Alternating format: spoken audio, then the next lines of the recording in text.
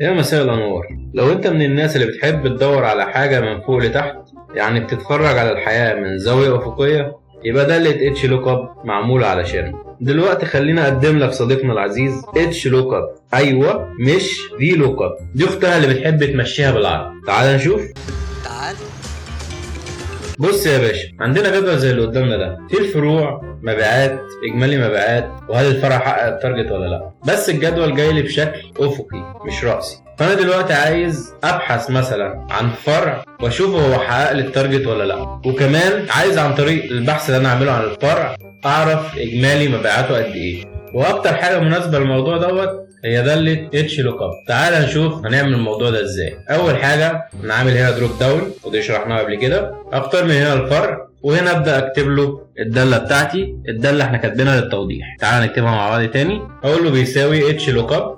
اول حاجه بيقولها لي انا عايز لوك اب فالوي، القيمه اللي انا هبحث بيها. هقول له الفرع، ابحث لي دور لي باسم الفرع. طب التيبل اري، الجدول اللي انا هبحث فيه فين؟ هقول له الجدول بتاعه اهو. بعد كده بيقول لي انا عايز الرو اندكس نمبر. في لوك اب بيقول لك انا عايز الكولم، هنا يقول لك انا عايز الرو، الصف اللي فيه المعلومه اللي انت عايزها. ابتدي اعد الصفوف بتاعتي، هلاقي ان تحقيق التارجت هنا عندي في رقم 4. بعد كده درجة التحقيق بتاعتي، هل انت عايز الاكزاكت ماتش ولا اقرب لك الموضوع؟ هقول له طبعا احنا شغلنا دقيق جدا يا فندم، عايزين الاكزاكت ماتش. وادوس له انتر. قال لي ان فرع القاهرة تم تحقيق التارجت بتاعه. الطعابة والحلاوة دي اقسم بالله. طب انا عايز اجيب مبيعات الفرع ده برضه، بس بطريقه تانية غير ان انا اكتب المعادله عن طريق ان انا اكتبها على سطر. ممكن زي ما احنا ما اتعودنا اكتب المعادله بتاعتي، وبعد كده بدل ما اكتبها في هيئه سطر ممكن افتح علامه الاف اكس من هنا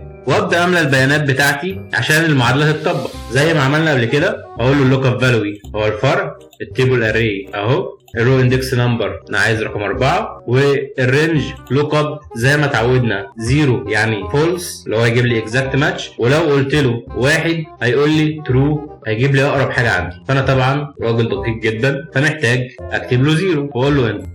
هنا جاب لي بقى تم تحقيق التارجت. ليه؟ لان انا قلت له انا عايز العمود رقم 4، مش محتاجه حاجه يعني. فبالتالي ارجع اخلي بدل العمود رقم 4 اخليه الصف رقم 3. جاب لي مجموع المبيعات اهو. بس خلي بالك لو كتبنا رقم صف غلط، فمثلا هنا بدل ما اكتب له الصف مثلا رقم 3 او رقم 4 اقول له الصف رقم 5، هلاقيه بيقول لي انا اسف الكلام ده مش موجود عندي، روح العب بيه. فبالتالي لازم ابقى متاكد انا عايز الصف رقم كام.